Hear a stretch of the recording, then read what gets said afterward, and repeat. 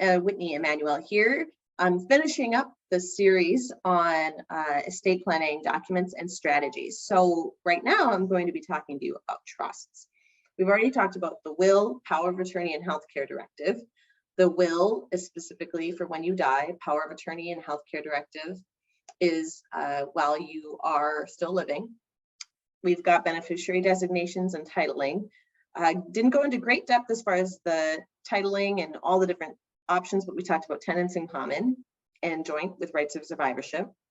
And now we're going to be talking about trusts. The most common type of trust is a revocable trust or revocable trust. And so with a revocable trust, you are putting your assets into a trust. And what happens is that it's not actually a living trust. This is one type of trust. It actually is a testamentary trust that springs to life when you pass away. So it's not funded while you're alive. This is one way to do it. And the beneficiary of your account or accounts is the trust. It goes to the trust, and then you have a trustee who actually manages it on your behalf when you pass away. And then they would distribute the assets according to the trust documents. Why would someone do a trust instead of a will? Well, that's actually one common misperception. You would have a will and a trust because you always need a will for probate court. Probate court doesn't go away. It may not have a lot of assets in it, but probate is there so that your debtors can come and get what's due from you.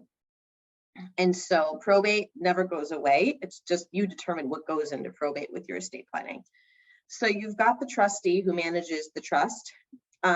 Depending upon how someone really structures the trust, it could be a trust that you want to keep in place for many years, depending upon how you want the assets to be distributed to the beneficiaries of that trust. Or it could just be a simple, I want this trust in place in order to avoid probate court, and I want the trustee to distribute the assets right away. Oftentimes people would do trust planning when they have minor children because they want that money controlled on behalf of the child, but that's not always necessary.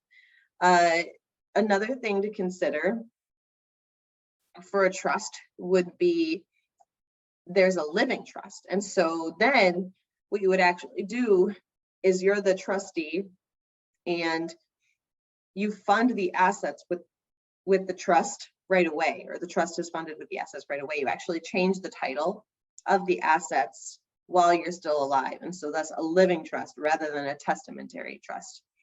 So it's still revocable. You can still change it. You could still fund it, remove funds from it. But that is another way to do it. I've seen both. Then we've got irrevocable trusts. And so what happens with these is that when you put money into this type of trust, you're actually removing it from your estate. And this is estate planning strategy to reduce the amount in your estate to avoid estate taxes. And so this is more of a high net worth strategy because the current estate tax isn't due unless you have well over $12 million in your estate. But an irrevocable trust causes someone else now to run the trust, another trustee. You are not the trustee. And this is a trust that cannot be changed. You cannot remove funds from it once you've put them in there. There are a lot of different types of irrevocable trusts because, again, it's a high net worth estate planning strategy. And we will likely do a follow-up video on the different types of trusts, but trust planning is pretty interesting. You have to get pretty creative, and a lot of people will have multiple trusts in order to meet their different needs, either for their spouse, their children, business, partner, etc. So that is just the basic items on estate planning and estate documents that you'll want to consider as you meet with an attorney and start your estate planning. Please let us know if you have questions or if you'd like to meet with us so that we can partner with your estate planning attorney to make sure that it is a financially valuable decision that you make every decision that you make with this estate planning attorney matters because it's your legacy and it should align with your values and your purpose for your family. Blessings, and we look forward to talking to you soon.